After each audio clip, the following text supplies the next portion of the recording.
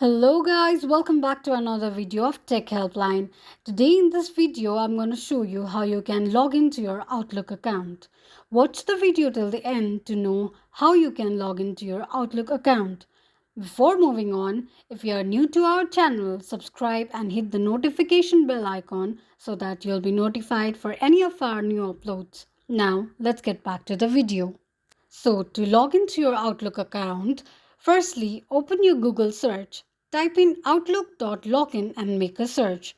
It will display the search results. Then click on the first link shown on the page. It will take you to the sign in page of Outlook account. To continue signing in to your Outlook account, enter your email, phone number or Skype ID and click on next.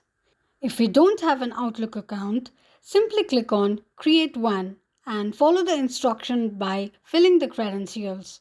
Now, enter the password associated with your Outlook account and click on Sign In.